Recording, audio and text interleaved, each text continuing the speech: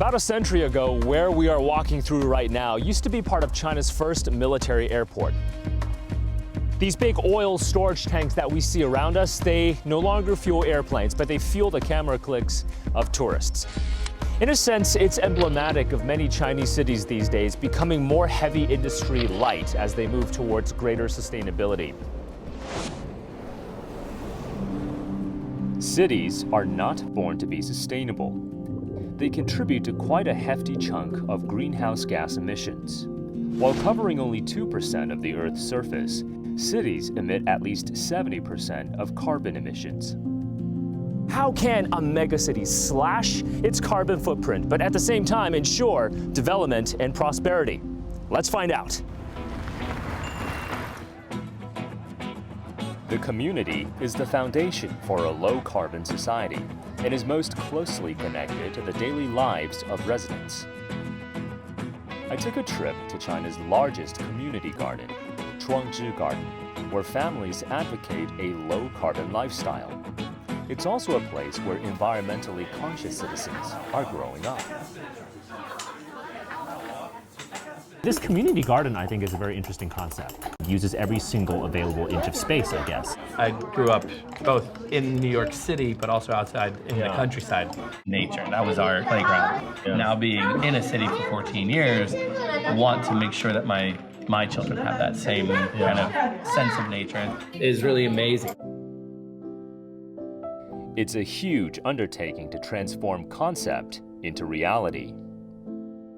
这个地方在13年前，它就是堆满了建筑垃圾的一个地方。我们从2016年慢慢的把它一点一点的改变，现在变成这样一个郁郁葱葱的社区花园。有些人可能感觉，哦，这个地方要是放一个便利店多好。为什么我们要建一个这种绿色的花园？这样的社区花园也应该是生活圈里面非常重要的一个组成部分。特别是在上海，我们在身边很需要这样的绿色的空间，因为这个都市的基底，这样自然的空间不是那么的充沛。In 10 hours, 100 square meters of grassland can absorb 1,500 grams of carbon dioxide, while releasing 100 grams of oxygen. According to Dr. Wei, this 2,200 square meter garden provides more than just a green space to this community. 这个空间里面，当然绿色其实它只是一个基调，更重要的是发展人和人之间交流的这样的一个场所。我们是向居民开放的，也绝对不会用农药、化肥、除草剂，带给孩子们最健康自然的环境。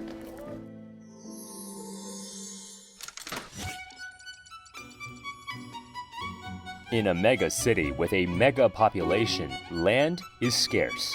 That's why Shanghai has been building up.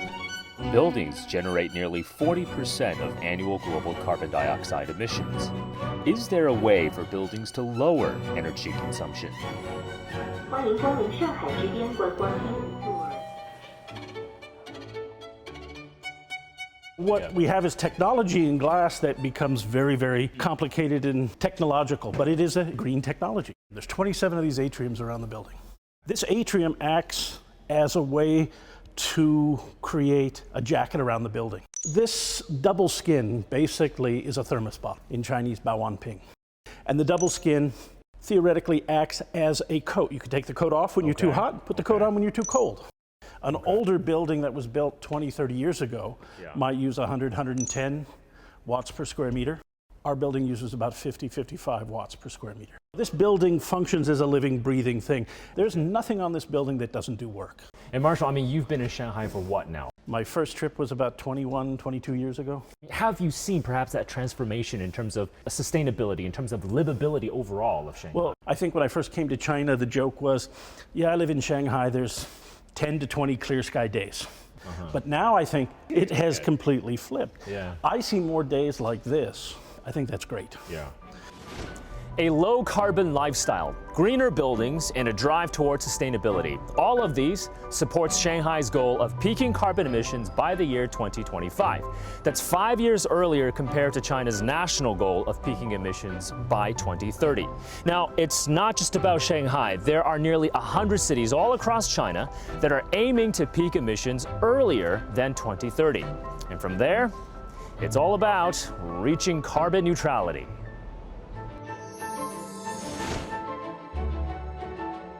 Chongming Island, about 40 kilometers from downtown Shanghai, is dubbed the city's backyard.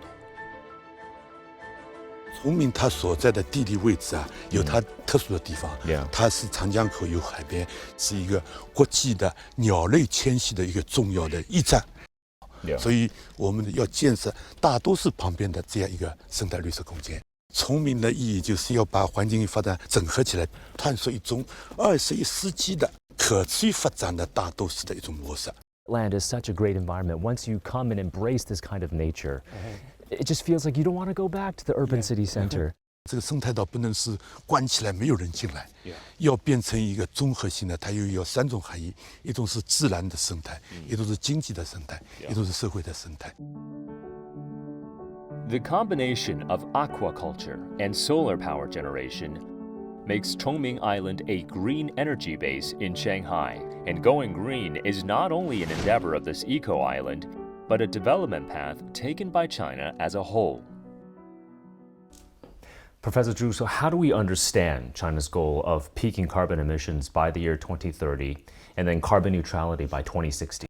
2030的一个深刻意义就是我们排除老的西方模式，我们也不是脱离我们的发展阶段，激进的走减碳的模式，我们走出一个还有增长，但是有限、有管理的、聪明的、控制的小幅增长的一个模式。中国现在二氧化碳排放主要来自一个是中国的工业制造业，另外一个呢是我们的火电。所以中国2030年主要的挑战最突出的就是要解决这2个转型的问题。中国的城市化、工业化呢也没有完全实现，这些都是需要能源消耗，都是要二氧化碳排放的，所以还会往上走。我们到2030年的时候呢，新能源占的比重大概是20到25%，至少它有1000万个就业岗位。通过新能源的新的就业给置换过去，甚至适度还要增加它的就业岗位，必须要转型，那是你没办法避开的。问题是不在于要不要，而是怎么样来做。So it will be a relatively gradual process, not sacrificing people's livelihoods as we make this transition. What about challenges outside of China for China to reach this goal? 二氧化碳排放不仅是一个环境问题，还是一个社会公平问题，这是一个发展权的问题。中国的碳不是中国人消费的，中国是一个工业为世界做出贡献的。当你美国人、欧洲人把我们的能耗是留在国土上面，不能用生产的排碳的高低来算中国的总量。所以这个在联合国里面已经有新的计算方法，认为要按照消费，按照你实际的享受，叫做 common and different strategy。对世界的排碳要实现那个不超过1.5度到2度的这个目标，我们都是共同的责任。但是共同的责任在不同的国家，我们要承担不同的任务。Around the world right now, we are seeing if we use renewables as an energy source, that is still somewhat more expensive compared to fossil fuels. And fossil fuels may be artificially low cost. So how do we perhaps lower the green premium here in China? 几个渠道，一个是政府补贴，一个是绿色金融，第三就是碳交易，还有一种呢就是我们说碳积分，就是每个人不管你做什么行为，都把你减碳的减了多少给你放在你的信用卡里面。这个涉及到许多技术问题，比如说我今天吃个牛排，我到底省了多少碳？需要有一个认证单位，非常科学的、精准的计算你的碳。那么这个是未来可能不断的把政府、企业、社会整合起来一个值得展望的一个地方。That sounds very complex. And we need all the individual, like you said, the government provides a guidance. What would you say are the advantages of China really making this transition towards green, towards a low carbon development? 中国基本上是 top down， 对啊，当然我们可以说是它 bottom up， 两者结合起来，顶层设计以后一层层往下贯彻，贯彻以后变成细化的到各个领域的。所以我们用一个回推的方法定了目标，然后落到具体领域里面，这又是中国的特点。生态文明是要走出传统的环境跟发展两张皮的工业文明的老模式。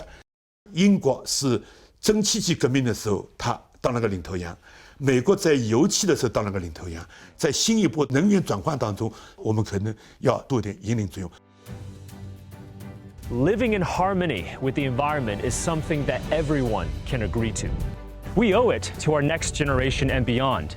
We owe it to the rich biodiversity that we share with this planet to leave our planet in a better environmental state than we found it in. So indeed, let's build a shared future for all life on Earth.